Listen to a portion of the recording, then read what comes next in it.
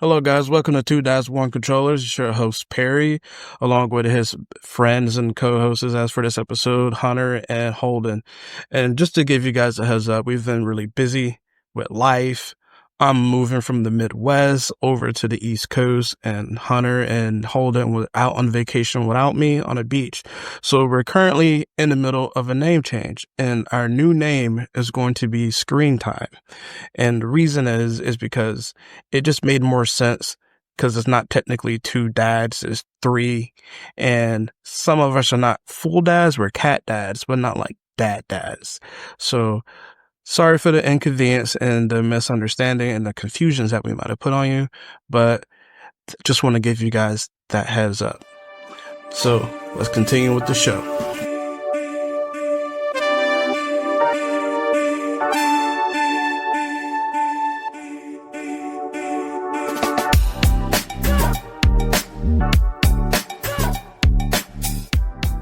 All right, guys, it's your boy Perry, and right now we're going to actually get ready to talk about non-spoilers of the new Superman that just recently came out this past weekend. And pretty much we're just going to give our impressions and stuff of that nature. So to kick this off, Hunter, how did you feel about the show? I thought it was great. I didn't have the highest expectations going in. Just I feel like we're on a little bit of superhero fatigue, to be honest with you. But I walked out of the theater feeling very excited for the direction of the DCU as a whole, a little inspired, not gonna lie. And honestly, just thinking about when I'm gonna watch it again. So very happy walking out of that theater. Nice. What about you, Holden? What was your impressions? I think that what was different about this for me is when I went and saw Thunderbolts, I had very low expectations, and then it was a decent movie, so I was impressed. With this movie, especially with all the reviews coming out saying that it was good, because I went and saw it Saturday, so there's like 4 or 5 days of reviews. By that point, seeing it got good reviews, I had high expectations, and it met them and then some. I think that this is the second best Superman movie. And I think that David Corenswet, who's the actor that plays Superman, I would say he's either the second or third best. He's top three, I think, best Superman actors. I think he did a very good job. I think James Gunn did a great job because of all the side characters. There was the worry that it was going to be too convoluted of a plot, too many characters to give backstories to or whatever.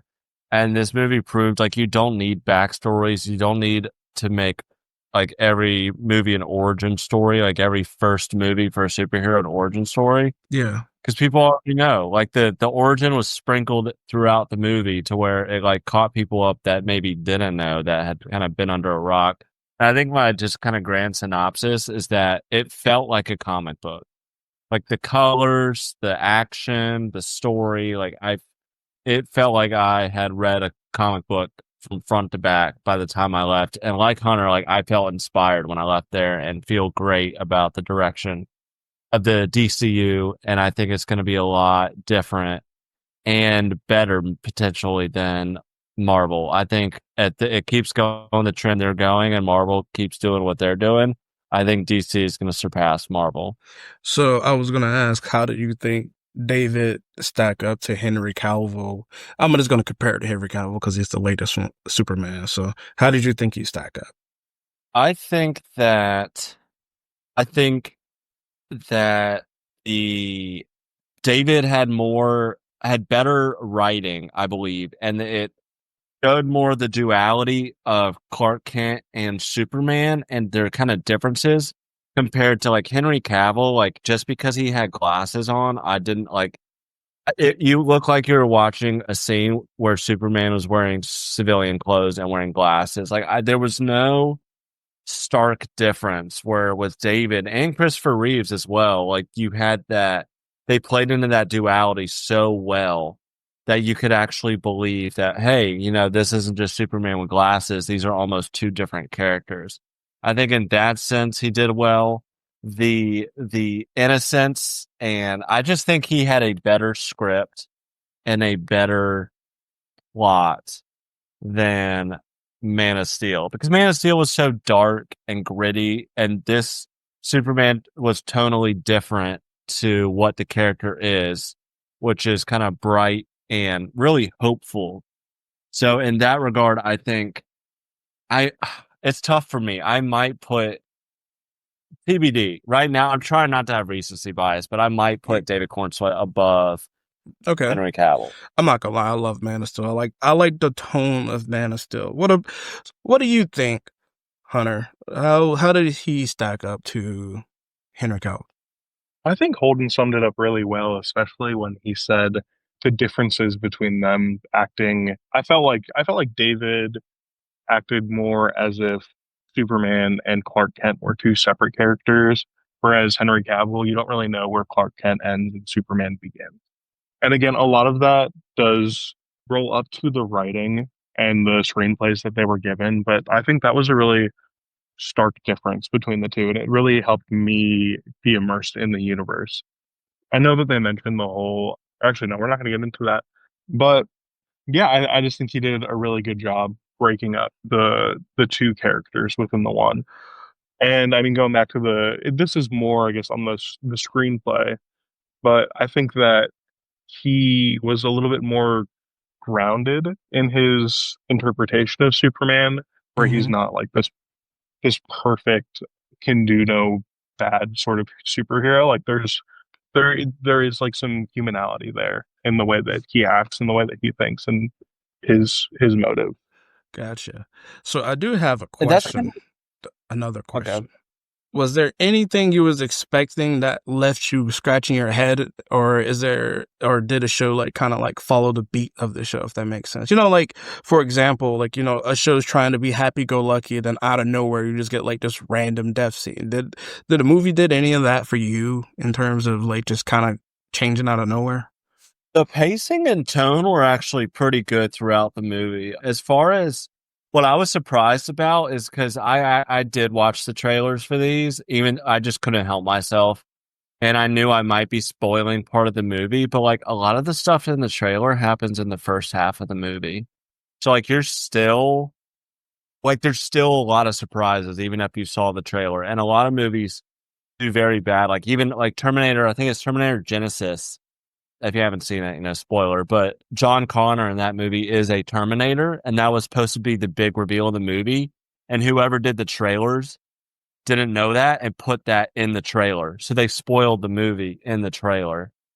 So they had to like do reshoot, or they had to do something to try and like fix that mistake. But a lot of movies just put too much in the trailer, and I feel like this movie did not. I still enjoyed it throughout, was still surprised by a lot of stuff, and I think tonally the pacing was good.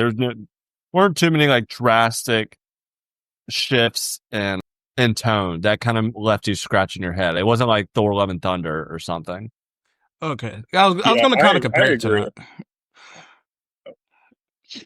Well, I was going to say, I agree with what Holden said. I think that the pacing, what's so refreshing about this movie is, and especially I haven't watched a lot of DC movies in the past couple of years. It's been mostly Marvel. So I kind of was expecting the story to be a little non-linear, some points to be made that, you just don't go back to and some rug pulls, but I would say that the story was really straightforward. Like I think that they did a really good job of conveying one complete story that was. I know that the universe is being built up right now through movies and TV shows, some of which are already out on the TV show side. But I feel like it was a very contained story, whereas a lot of Marvel projects, I feel like you have to watch a million movies to understand one. And I know that this is the start of a cinematic universe, so it might change over time. But it was nice to just be able to go in with low expectations and low knowledge of the surrounding story and be able to be fully immersed in the movie. I like Something that I And didn't, yeah, no, something I go didn't ahead. expect was they threw in a decent amount of curse words, which I guess it's more of a proponent of me not watching a whole lot of superhero movies lately, but I just thought that was funny. I do want to say kind of my just general thoughts. I have to get out before I forget them on this movie.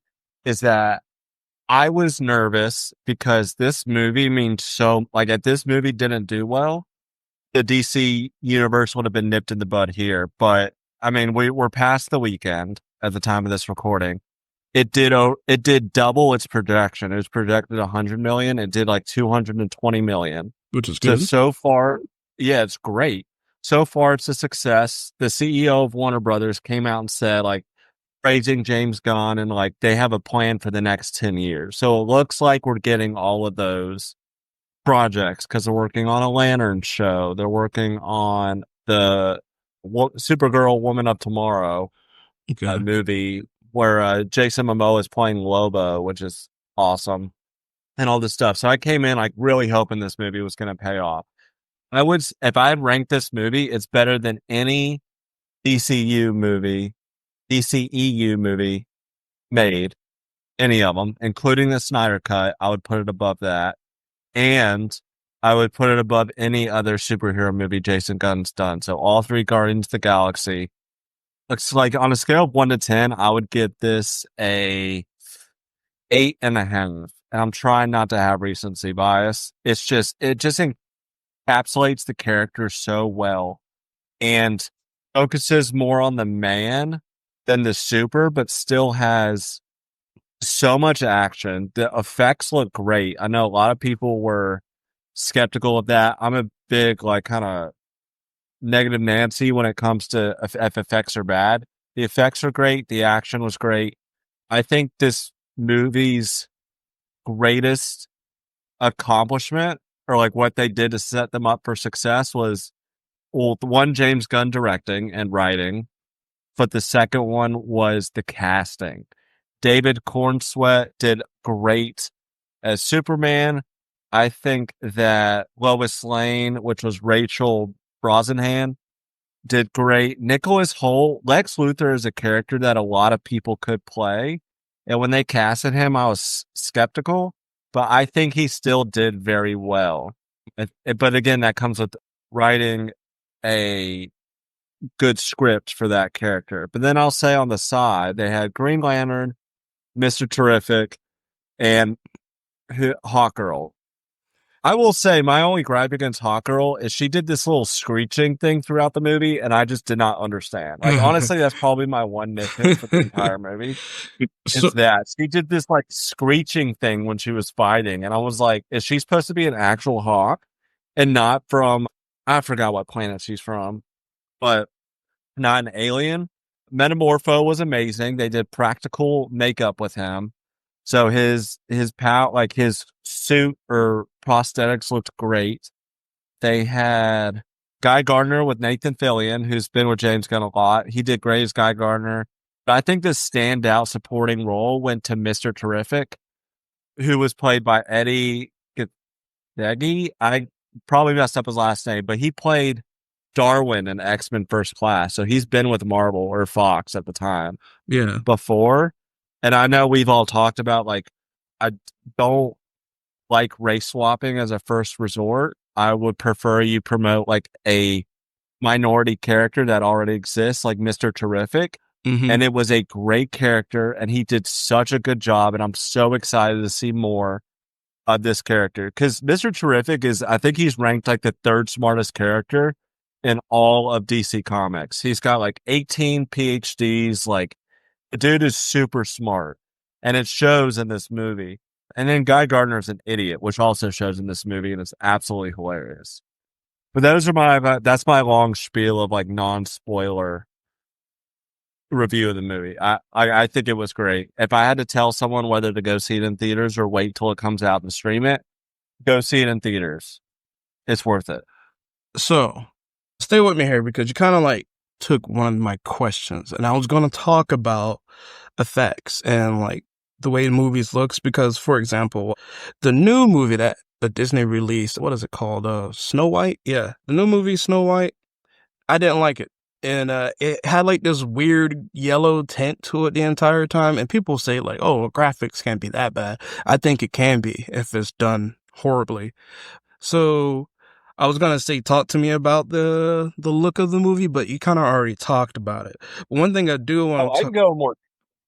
yeah, we can. But one thing I do want to talk about, since you kind of already talked about it, I don't really want to beat a dead horse here because the movie looks great, and you already said that.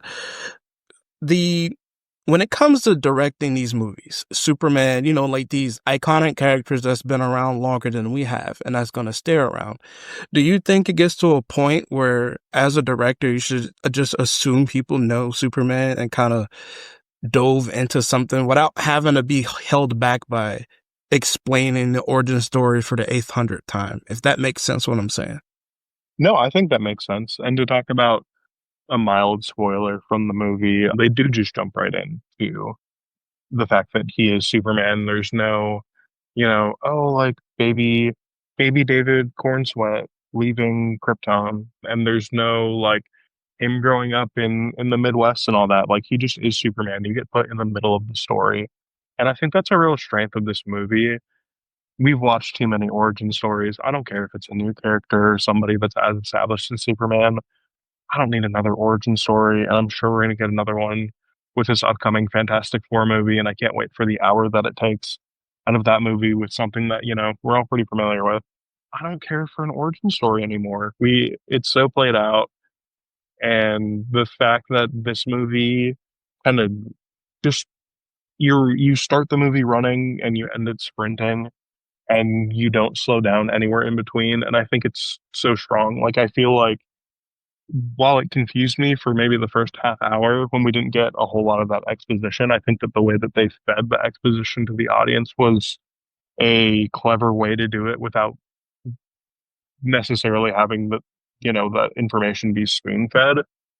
And I just think it's an interesting concept. It almost felt to me like we were put in somewhere between like the traditional first movie, the origin story movie, and the second movie, because it really helped establish David Corenswet as Superman very early on. Because we're not going through the process of becoming Superman with him. We're being told this is Superman, and I think that he really rose to the occasion and really stepped into the role.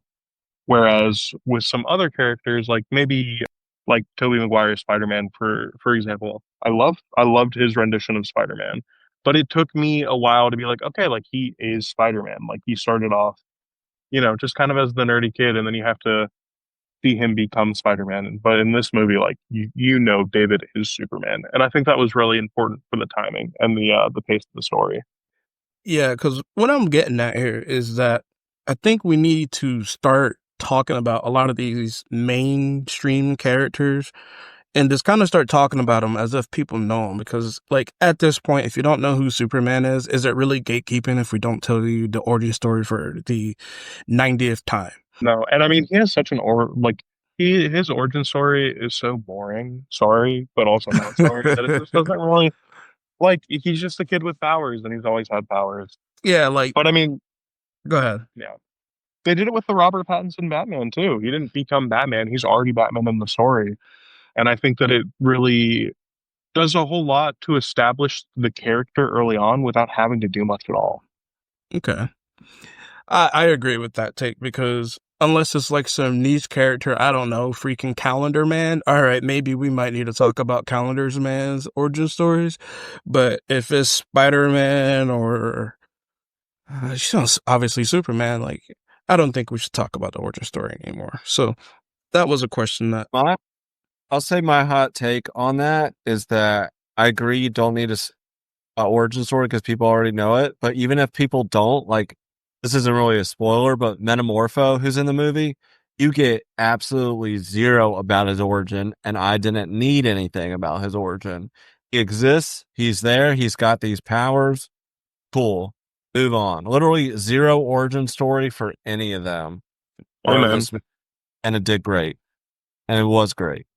Is there anybody in the movie that you felt that was like kind of a weak link when it comes to acting or just reason to be in the movie? I'm thinking. Trying to think hard about it. because I thought about this, and this is about Thunderbolts. We're just gonna talk about this real quick. Like, for example, in Thunderbolts, a lot of the characters was there, but I might be saying her name wrong here. Invisigirl, the girl that goes invisible, I can't remember her name. Ghost. Like, now thinking about it, Ghost was just like an afterthought in that movie. Like, she was just there. She had one of the coolest suits, and it was just kind of there. Like, she tried, and then of course, she got countered every single time she came on screen. So I was wondering if there's anyone like that for you. Like, when they got on screen, they were just kind of there, or you know, if not, I then really no one comes to mind. I mean, there's a couple of cameos where I'm like, it's kind of neat that they were there, but they didn't do anything for the story. But I don't think that like that sort of character is what you're aiming your question at. So I don't think that there's. And I mean, obviously there's going to be a weak link, but I don't think that there is a link that was so obviously weak that it immediately comes to mind. hmm, because early take, I'm kind of scared for the Fantastic Four and that take in specific. Like, I think they're going to focus too much on one person and everyone else is going to be an afterthought. But that's a story for another day. That's a story for another day. When you say one person, you mean Pedro Pascal, right? No, actually, I don't think it's going to be Pedro Pascal. I actually think it's going to be his wife. They're really going to home in on his wife, and the thing in Human Torture is going to just kind of be afterthoughts. That's my early take before me seeing the movie. I'm still going to go Yeah, watch I mean, if Marvel sticks to their formula, then somebody's probably going to end up being in that role. So it. we'll see. All right. So I think it's fair to say we can probably get into the more spoiler sections Yep. of the movie. All right, guys, you've been warned. This is going to be going towards the spoiler section. If you do not want to hear any spoilers, just skip ahead. And yeah. So, Supergirl, talk to me about her. What is your opinions? What's your takes? Give it all. Well, I'm intrigued. yeah. But it needed some explaining for me. So her scene is like at the very end, right? She comes in, and in some universes, she is Crypto's true owner. So Crypto belongs to her, and throughout the Superman movie, Superman's just watching him, which is why Crypto doesn't listen to Superman. But there were some things that happened that I saw a video that kind of explained. I was like, ooh, that might be a good point. Is that so? Crypto like beats the crap out of Superman all the time, like during the movie, and it's hilarious. But when Supergirl comes in, Crypto like throws her into the ground, like cracks the ice beneath her, and she is giggling the whole time, like thinks it's hilarious. And the people are saying like she might be stronger than Superman because in a lot of like even in the Justice League animated series, they alluded to like Supergirl is stronger than Superman. And people are saying that because she comes in and she's like kind of drunk and like she's been out partying and all that, and they're like, what are they doing with this character? I think that because they're going off the Woman of Tomorrow comics is what they're basing her off of. And they're saying that she has some sort of alcoholism because he explains that she goes to planets with a red sun because they can get drunk there. Like, I guess Kryptonians can get drunk there because there's no yellow sun that doesn't, affect their metabolism, whatever. So she's going there and she's getting drunk, and then they're saying it's because of the trauma because she may have spent more time on Krypton, a good bit more time on Krypton, or been older than Kal-El when the planet exploded. And the reason Kal-El got there first is that he probably went through a black hole and got teleported where she spent a lot more time in those space pods, like making her journey to Earth or wherever. So that was long-winded, but that's kind of the theory behind her character. And once I know that, I'm like, okay, now I'm intrigued. Like I'm excited for the Supergirl movie. I want to see how they flesh this out. Hunter?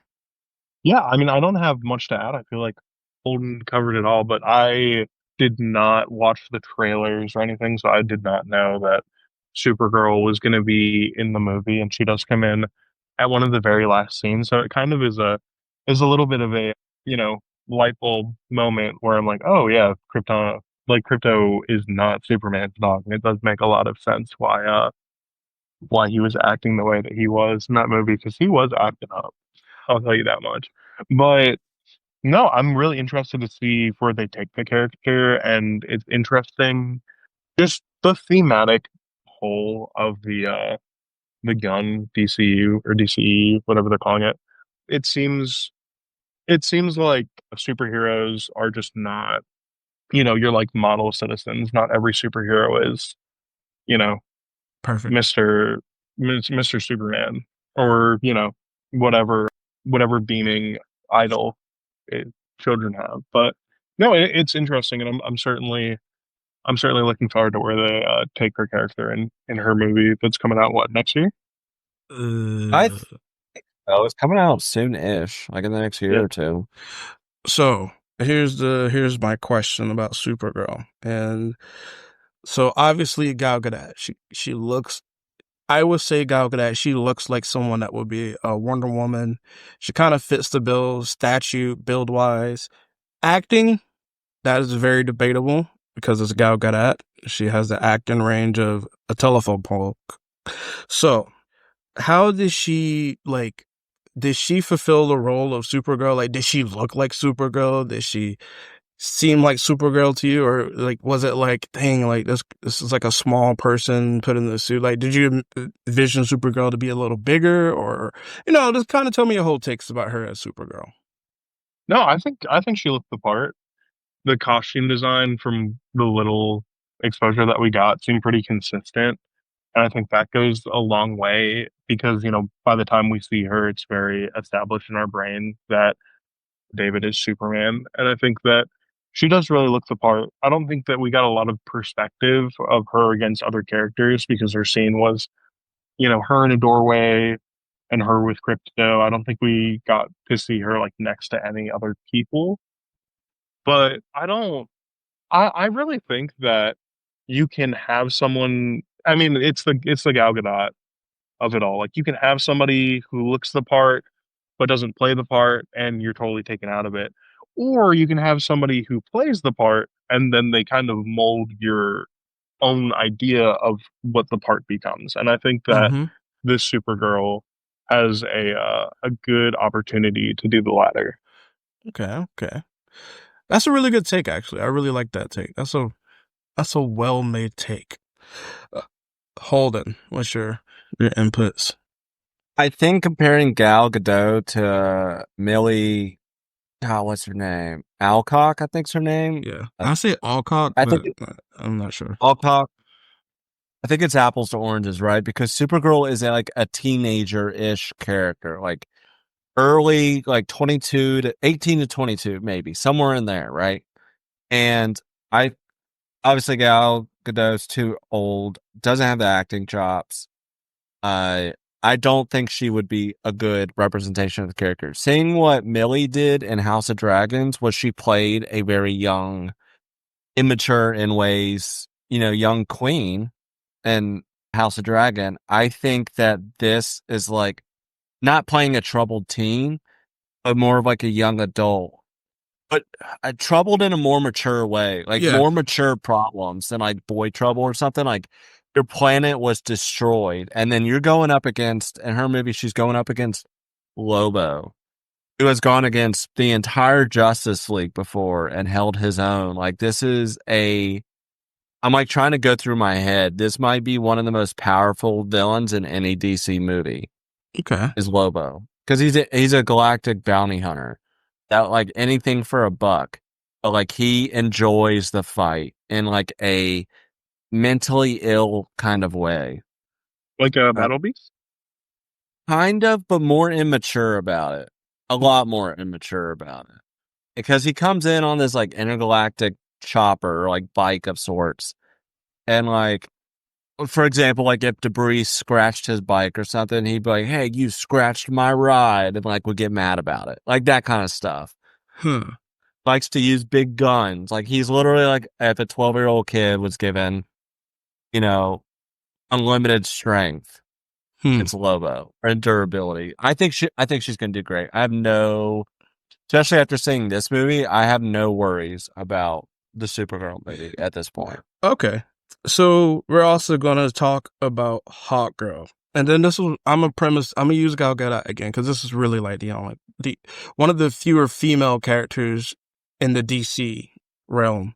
So we all know she's not the best actress when it comes to superhero, because the issue with Gal Gadot is she's kind of modeling in a way, but with her modeling, she has a presence. Also, the second movie she did, I did not like it. The first movie, I felt like it wasn't too bad. It wasn't bad.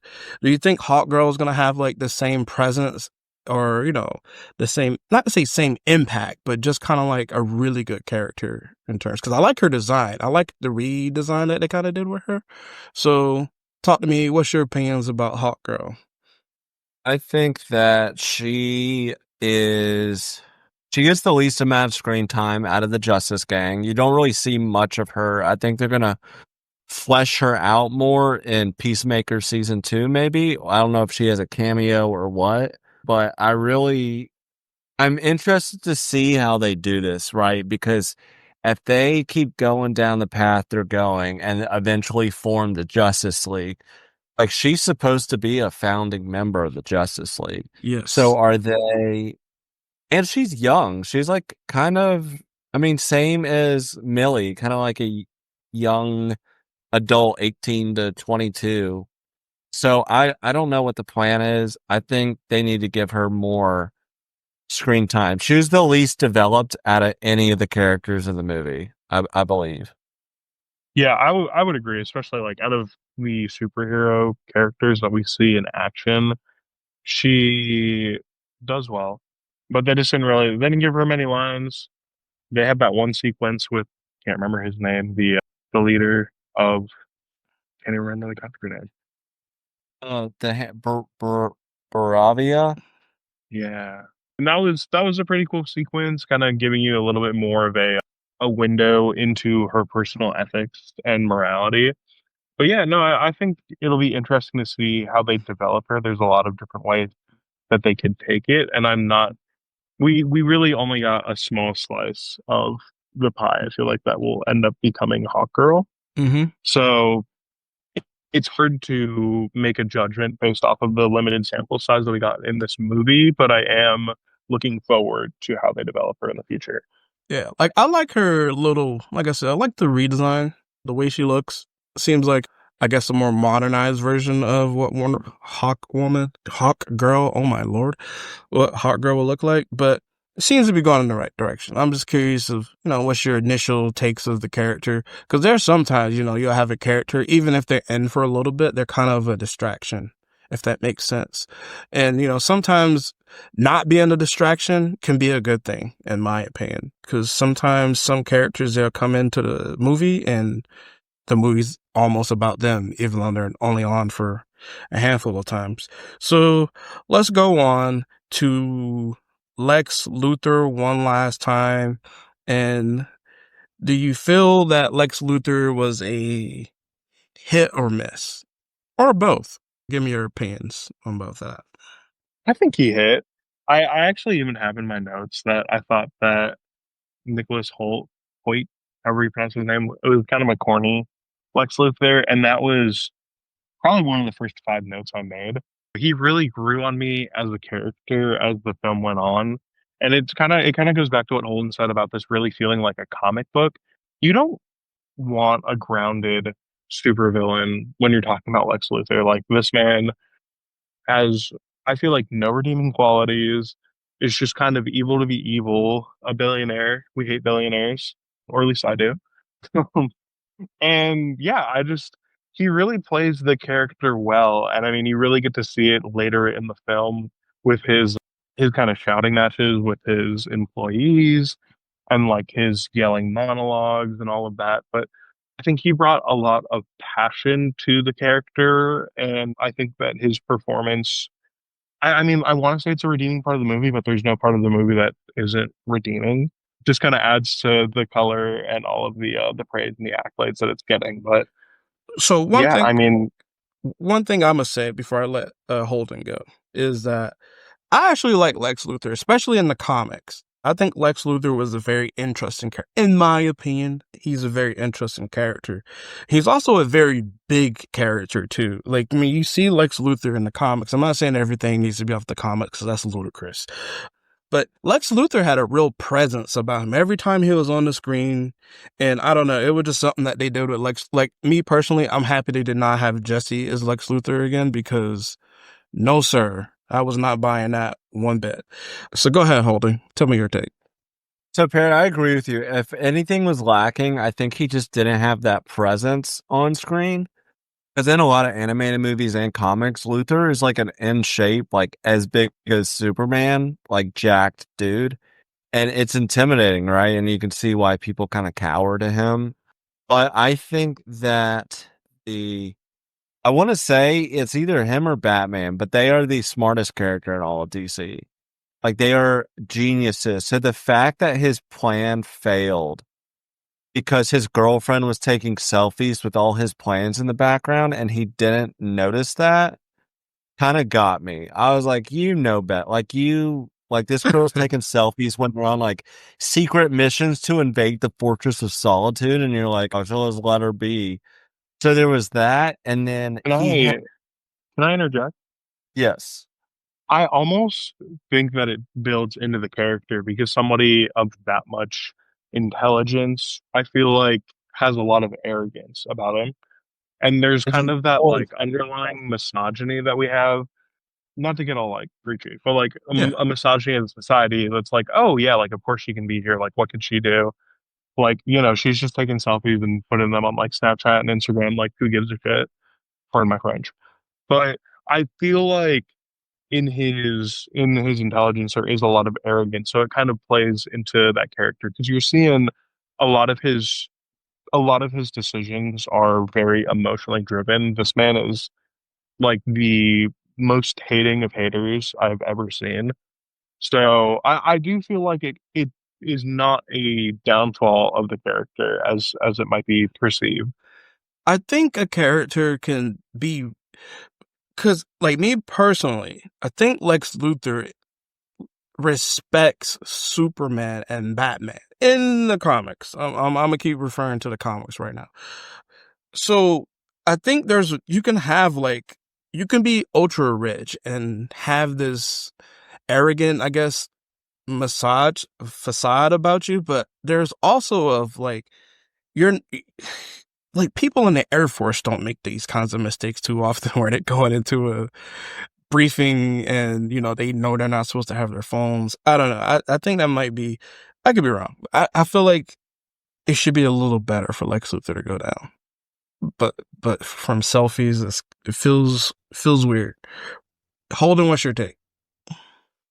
So Nicholas Hoult was paid the most reportedly out of the three main cast members, Really? which are David, Rachel, and Nick. Well, he's got the most movies by far. Like he has the Menu. He was in the X-Men franchise. Like he deserved it Yeah, just from it. But Rachel Brosnahan was Marvelous Miss Maisel, so I don't know her from anything else, and I didn't even know that.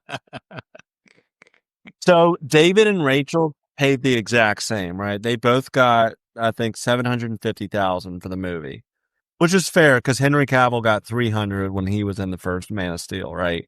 So then Nicholas Hoult got 2 million for the movie, and he had about as much screen time ish as them, but I think the writing did help him. I wish they would have shown his smarts more, not in the way that has all this tech around him that he created and all this stuff. I just wish in the higher level way he thinks that part was shown more. I think the only part that really did show that is and I mean, yeah, we're in spoiler, but Ultraman, when he fights Superman, Lex is giving the commands. He would say, like, 25C, and that would be a combination, and then 48D, 42A, 1A, whatever, and that would be combinations for Ultraman to do to stay ahead of Superman. So really, Lex was piloting Ultraman because they would have these like sensors that would follow him around in battle, and that's how he knew like where they are, or whatever. But that showed how quick he could think and counter whatever Superman was going to do. Just how good, like quick and smart he is. Other than that, and he had like a pocket universe, but the fact that he was willing to almost split the earth in the finale for like pride, it kind of it all feeds into kind of Hunter what you were saying of like he is misogynistic, egotistical narcissist, right? It is all about him. Like he has a pocket universe where he puts anyone that like he has someone there that didn't write a good article about him in like his little prison. He's got his ex-girlfriend there. Like anyone that doesn't recognize his greatness goes there. Right? He's the type that wants to be recognized, wants to be remembered, wants a big statue in his honor. So he's kind of got a childlike temperance to him where if you insult him, he takes it very, very personally. And I think that's where the hate is for Superman is that he's been there 3 years. That's what the story says. 3 years he's been on Earth as Superman. And Lex says in the movie, he says they chose him, let them die. Like when he has the choice to like not save people or not like fix what he's doing that's like killing everybody. He's like, they chose him, let them die. So that's just that childlike immaturity in that regard because of his great intellect that he needs that validation to feel worthy, if that makes sense.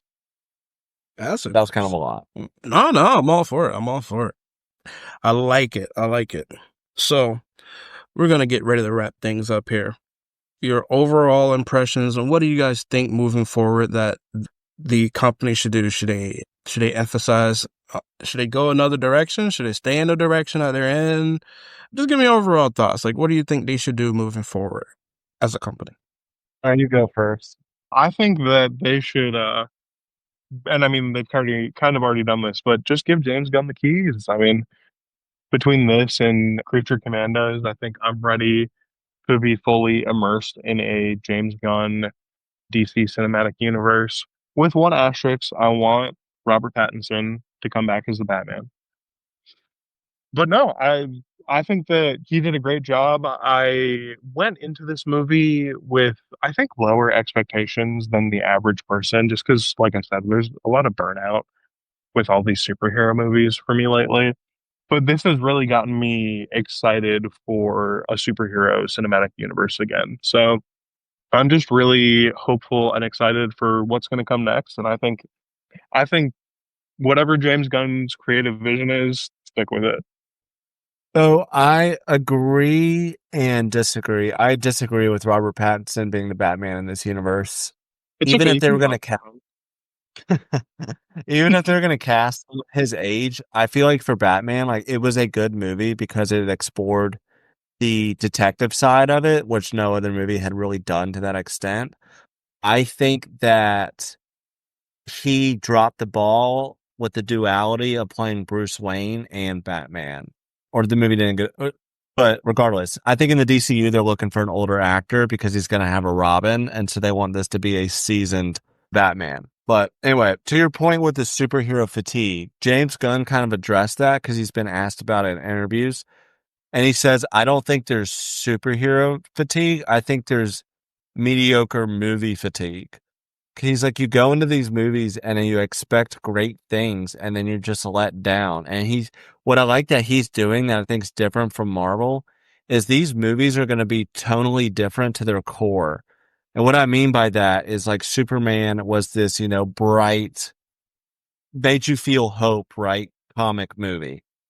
A project they're working on is a Clayface movie, which is a very niche, like, Batman villain, Clayface. He's an actor that I think he's got like a split person. He has a mental disorder. And whatever becomes Clayface, they're going to make that a horror movie. Or that's the tone of it. I like that So idea.